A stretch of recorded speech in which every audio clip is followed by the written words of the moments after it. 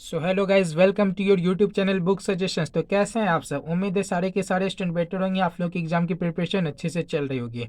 कल जब मैं आप लोग के लिए 20 top most questions for class 12th examinations 2022 board exam के लिए जब मैं आप लोग के लिए क्वेश्चंस डाला था केमिस्ट्री का, तो कमेंट बॉक्स में जब मैं बोला था कि आप लोग को अगर किसी क्वेश्चंस का आंसर चाहिए तो आप लोगों ने कमेंट किया था। तो आज मैं आप लोग के लिए कुछ कुछ क्वेश्चंस जो इंपॉर्टेंट क्वेश्चंस होते हैं, ठीक है ना, उसके लिए मैं आपके लिए एक वीडियो लेकर के आया हूँ, ठीक है ना। तो इस वीडियो में मैं आप लोगों को ये बताने वाला हूँ, उसमें से मैंने कुछ कुछ क्वेश्चन सॉल्यूशन चैप्टर का डाला था, ठीक है ना। तो अप्रॉक्सीमेटली सॉल्यूशन चैप्टर का मैंने उस वीडियो में टू टू टू फोर या फिर सिक्स क्वेश्चंस डाला था, ठीक है ना, जो बहुत इंपॉर्टेंट क्वेश्चंस है। तो आज मैं सिर्फ और सिर्फ सॉल्यूशन चैप्टर्स के क्वेश्चंस के आंसर लेकर के आया हूँ, ठीक है ना, जो बहुत इंपॉर्टेंट है। तो चलिए, फर्स्ट क्वेश्चन हम लोग का आज का होगा कि प्रासरणी दाब या फिर परिसारित दाब किसे कहते हैं, ठीक ना, ऑस्मोटिक प्रेशर। मैं पिछले दिन टॉप 20 क्वेश्चंस में इस क्वेश्चन को सिलेक्ट किया था कि प्रासरणी दाब क्या होती है, ठीक है ना, इससे आप क्या समझते हैं। तो चलिए इसका आंसर देखते हैं। इसका आंसर क्या होगा? यदि किसी सॉल्यूशन को सॉल्वेंट से एक अर्धचालक पारगम्य झिल्ली द्वारा अलग रखा जाए तो सॉल्वेंट को घोल में जाने से रोकने तथा साम्यावस्था स्थापित करने के लिए लगाया गया प्रेशर, प्रेशर मीन्स दाब, प्रासरणी दाब या फिर ऑस्मोटिक प्रेशर कहलाता है, ठीक है। तो प्रासरणी दाब आप लोग को समझ में आ गई, ये हमारे क्वेश्चन का आंसर था, ठीक है ना। तो एग्जाम में जो आप लोग का आंसर लिखना, इसी तरीके से लिखना। अगर आप लोग को पूछ लिया गया प्रासरणी दाब क्या, तो सिर्फ और सिर्फ एग्जामिनर जिस क्वेश्चन का आंसर पूछ रहे हैं हम लोग को आंसर उसी चीज का देना है, ठीक है ना। उसके अलावा या फिर उसके बाद और कोई आंसर नहीं देना। बस पूछा गया प्रासरणी दाब क्या होता है, इससे हम लोग क्या समझते, तो बस हम लोग को यही लिखना था कि यदि किसी सॉल्यूशन को सॉल्वेंट से पारगम्य झिल्ली द्वारा अलग रखा जाए तो सॉल्वेंट को घोल में जाने से रोकने तथा साम्यावस्था स्थापित करने के लिए लगाया गया प्रेशर प्रासरणी दाब और कहलाता है, ठीक है। तो चलिए सेकंड क्वेश्चन आज का हम लोग देखेंगे। सेकंड क्वेश्चन में आप लोग का उसमें डाला था कि वाष्प दाब के सापेक्ष अवनमन से आप क्या समझते हैं। मैं ये क्वेश्चन सेकेंड डाला था, ठीक है ना। ये जो वाष्प दाब वाला एक क्वेश्चन डाला था मैं, ये कल का डाला गया क्वेश्चंस में टॉप 20 क्वेश्चंस केमिस्ट्री में ये क्वेश्चंस था जो हमारा सॉल्यूशन चैप्टर से रिलेट करता है, ठीक है ना। तो चलिए ये क्वेश्चंस देखते हैं हम लोग। वाष्प दाब के सापेक्ष अवनमन से आप क्या समझते हैं?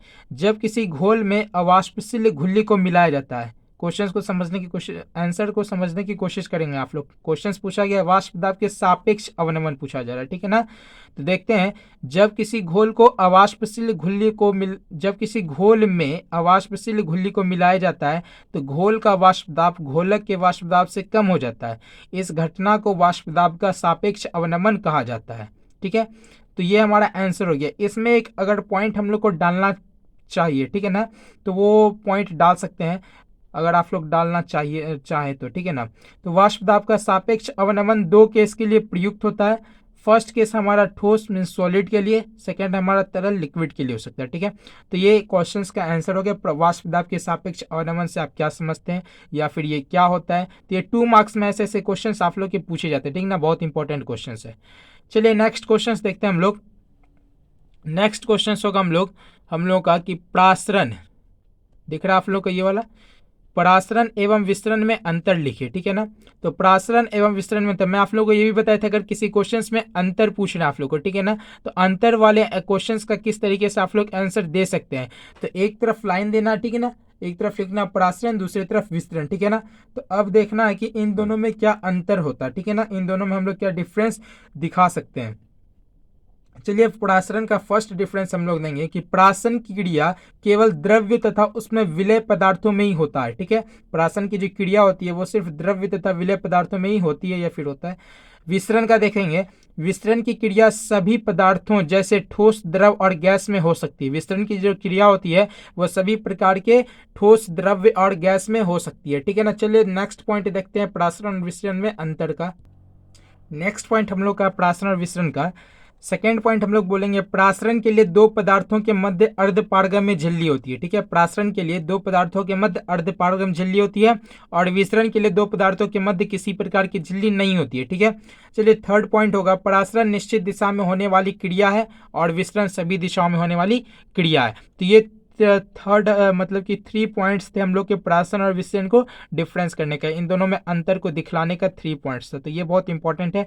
देखिए इस तरह के जो आंसर लिखे हुए हैं बहुत शॉर्ट में लिखे हुए आंसर और एकदम अच्छे क्वालिटी में आंसर लिखे हुए। तो जब भी आप लोग एग्जाम में अगर किसी क्वेश्चन का आंसर लिख रहे हैं तो इस सरल भाषा में लिखिए कि एग्जामिनर आसानी से उस कंटेंट को समझ पाए, ठीक है ना। तो आप लोग को कंटेंट जो उसमें देना है, ठीक है ना, क्वेश्चंस के जो आंसर देना है वो एकदम सिंपल में देना है, ठीक है ना, और एकदम सटीक आंसर देना है।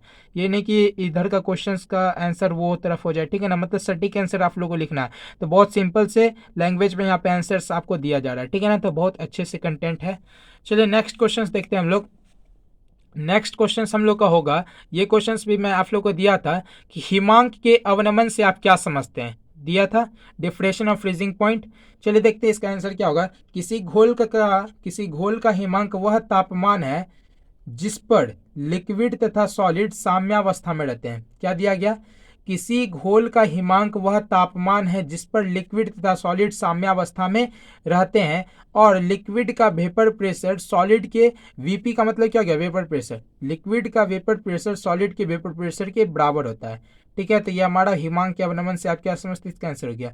अब इसमें एक पॉइंट दे सकते हैं कि हिमांक का अवनमन एक सजातीय गुण है, ठीक है। तो ये बस हो गया आपका आंसर। अगर 2 मार्क्स में पूछे तो आप इस आंसर को लिख दें, 2 नहीं तो अगर आप लोग की राइटिंग में अगर कुछ मार्क्स कट जाए तो कट जाए, 1.5 मार्क्स तो मिल ही जाएगा, ठीक है ना। तो इस तरीके से एकदम परफेक्टली आंसर को लिखे, ठीक है। चलिए नेक्स्ट क्वेश्चन देखते हैं आज का हम लोग का क्या है। नेक्स्ट क्वेश्चन से हम लोग हिमांक के अवनमन संबंधी राउल्ट के नियम को लिखे। ये भी क्वेश्चन में दिया था, हिमांक के अवनमन संबंधी राउल्ट के नियम, ठीक है ना, इंपॉर्टेंट क्वेश्चन है। तो चलिए देखते हैं इसका आंसर क्या है। राउल्ट के महोदय ने हिमांक के अवनमन से संबंधित 2 नियम दिए जो निम्नलिखित है, ठीक है। तो चलिए हम लोग देखते हैं वो 2 नियम कौन कौन से हैं, ठीक है।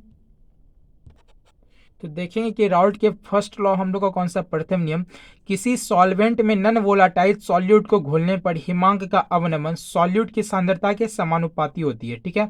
ये जो राउल्ट्स लॉ वाला क्वेश्चन है ये हम लोग का सॉल्यूशन के चैप्टर के अंदर ही है, ठीक है ना, सॉल्यूशन चैप्टर से रिलेट करता है। तो इसका फर्स्ट लॉ हम लोग का था, किसी सॉल्वेंट में नन वोलाटाइल सॉल्यूट को घोलने पर हिमांक का अवनमन सॉल्यूट के सांद्रता के समानुपाती होती है। अब देखिए किसी ये जो सेंटेंस में लिखा हूँ इसके बीच में कुछ इंग्लिश वर्ड भी आ रहे हैं, ठीक है ना। तो इंग्लिश वर्ड को ऐसा नहीं कि आप एग्जाम में लिख देंगे हिंदी के साथ इंग्लिश तो गलत हो जाएगा, ठीक है ना, ऐसे चलता है, ठीक है ना। ये बहुत अच्छे क्वालिटी का इस नोट्स है, ठीक है ना, तो आप लोग इस तरीके से एग्जाम में लिख सकते हैं, ठीक है।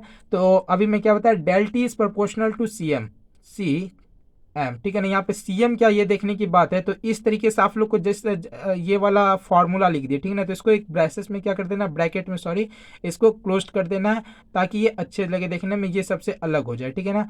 और यहाँ पे ऐसे लिखना वेयर, जहाँ सी एम हमारा क्या सॉल्यूट की सांद्रता है, ठीक है ना, सी एम क्या हमारी सॉल्यूट की सांद्रता, और डेल्टी क्या है, हिमांक में अवनमन है, क्या हमारा डेल्टी हिमांक में अवनमन, डिप्रेशन इन फ्रीजिंग पॉइंट है, ठीक है। चलिए सेकेंड लॉज देखते हैं हम लोग का, ये रॉल्ट लॉ के सेकेंड कौन थे, रॉल्ट के सेकेंड लॉज दे हम लोग का दूसरा नियम हम लोग का है कि यदि विभिन्न नन वोलाटाइल पदार्थों, क्या यदि विभिन्न नन वोलाटाइल पदार्थों के एक समान मात्राएं घोलक में घोला जाए तो सभी घोलों के हिमांक का अवनमन बराबर होगा। ये हमारा सेकेंड लॉ था, ठीक है। अब देखिए जब ये क्वेश्चंस कभी कभी क्या होता है ना कि 5 मार्क्स में पूछ लेगा, 5 मार्क्स में किस तरीके से पूछेगा, पूछ लेगा कि हिमांक के अवनमन से क्या समझते हैं और हिमांक के अवनमन संबंधी राउल्ट के नियम लिखे। मैं क्वेश्चंस आप लोग को पिछले दिन दिया था, अभी तो मैं अलग अलग करके आप लोग को बताया हूँ, लेकिन मैं पिछले दिन दिया था एक ही साथ में और मैं बताया था कि ये क्वेश्चन 5 मार्क्स का, ठीक है ना, कि हिमांक के अवनमन से क्या समझते हैं और हिमांक के अवनमन के संबंधित राउल्ट्स के लॉ को लिखे, ठीक है ना। राउल्ट्स लॉ लिख लिए। अब जब 5 मार्क्स में पूछे ना तो सिर्फ यहीं तक लिखना नहीं है, इसके बाद भी हम लोग को लिखना है कि हिमांक के अवनमन के लिए समीकरण आता है, ठीक है ना, इक्वेशन इसके आते हैं। तो हिमांक के अवनमन से आप क्या समझते हैं और इसके कितने नियम हैं और इसका समीकरण लिखना पड़ता है 5 मार्क्स में, ठीक है ना। तो 5 मार्क्स में सिर्फ आपको यहाँ तक लॉ लिख करके नहीं होगा, तो आप लोग को पूरा का पूरा यहाँ पे इक्वेशन भी देना होगा। तो चलिए इक्वेशन को भी हम लोग एक बार देख लेते हैं क्या होता है, ठीक है ना। हिमांक में अवनमन के लिए समीकरण, ठीक है, टी जीरो, यहाँ पे जो टी जीरो देख रहे हैं इसको टी नॉट पढ़ते हैं, क्या पढ़ते हैं, टी नॉट। टी नॉट को हम लोग बोल रहे हैं freezing point of pure solvent, pure solvent का फ्रीजिंग पॉइंट हमारा टी नॉट, और टी एस हम लोग का freezing point of pure solution. So del T F is equal to T not minus T S, जहां वेयर डेल टी एफ हमारे क्या हिमांक का अवनमन है, depression of freezing point, F P का मतलब क्या हमारा फ्रीजिंग पॉइंट है, ठीक है। तो चलिए रॉल्ट के नियम के अनुसार del T F is proportional to molality, molality का मतलब क्या था, सांद्रता। So del T F is equal to K F into molality, अगर हम लोग प्रोपोर्शनलिटी को हटा रहे हैं तो यहाँ पे के एफ आएगा, ठीक है ना, एक कोई कांस्टेंट आएगा, वेयर के एफ इज द कांस्टेंट। तो ये हमारा रॉल्ट्स के नियम का कुछ समीकरण है। तो अभी ये प्रोसेस में है, ठीक है ना, अभी आगे की ओर देखेंगे इसके बाद क्या होता है। सेकेंड, उसके बाद हम लोग का यहाँ पे ये प्रोसेस आएगा, इसलिए del T F is equal to K F into W multiply by 1000 by M into W from equation 1 and 2। Equation first हम लोग का ये वाला इक्वेशन फर्स्ट हो गया हम लोग का कौन सा, डेल टी एफ, ये इक्वेशन फर्स्ट हम लोग का del T F is equal to K F into molality, ठीक है, ये हम लोग का इक्वेशन फर्स्ट है। अब इक्वेशन सेकंड कौन सा हो जाएगा हम लोग का, इक्वेशन सेकंड है del T F is equal to K F into और W into 1000 by M into W from equation 1 and 2, समीकरण 1 और 2 से del T V is equal to K V into W into 1000 by M into W, ठीक है, ये हमारा। अब इसको क्या मान लिए, इक्वेशन थर्ड मान लिए, ठीक है। अब देखते हैं नेक्स्ट हम लोग का क्या होगा इसमें प्रोसेस, समीकरण 2 और 3 से, समीकरण 2 और 3 से हम लोग क्या करेंगे कि डेल टी एफ, देखिए यहाँ पे del T F divided by del T V, del T F divided by del T V. तो आप लोग को दिख रहा होगा यहाँ पे डेल टी एफ क्या है, के एफ है, डेल टी एफ हमारा क्या है K F into W into 1000 by M into W, ठीक है। तो K F into W into 1000 by M into W, ठीक है, ये हो गया हमारा डेल टी एफ का। और डेल टी वी में क्या करना है, के बी मल्टीप्लाई, देखिए यहाँ पे W into 1000 M into W, दोनों का सेम ही है। इसमें क्या करते हैं, ये फॉर्मूला होता है W into 1000 by M into W. अब देखिए ये कट गया, तो del T F into by del T V is equal to K F by K B. तो ये हमारा रॉल्ट्स लॉ का इक्वेशन प्रूफ हो गया, यही हमारा रॉल्ट्स लॉ का इक्वेशन होता है, del T F by del T V is equal to K F by K B. अतः समीकरण 4 को हिमांक का अवनमन कहते हैं। ये अगर आप लोग यहाँ से लेकर के यहाँ मतलब कि हिमांक का अवनमन से आप क्या समझते हैं, रॉल्ट्स लॉ क्या होते हैं, ठीक है, रॉल्ट्स लॉ की इक्वेशन क्या है, अगर यहाँ तक आप लोग लिख दिया और ये 5 मार्क्स का क्वेश्चन है तो 4.5 मार्क्स तो आप लोग को मिल ही जाएगा अगर इस प्रोसेस में लिख दिए, ठीक है ना। तो इसलिए मैं आप लोग को बताना चाह रहा था कि क्वेश्चन के आंसर को लिखने का प्रोसेस किस तरीके से होना चाहिए, ठीक है ना। अगर प्रोसेस राइट हो क्वेश्चन के आंसर को लिखने का ना, तो मार्क्स अच्छा मिलता है, ठीक है। तो चलिए फिर पढ़ते रहिए, गुनगुनाते रहिए। Okay, thank you.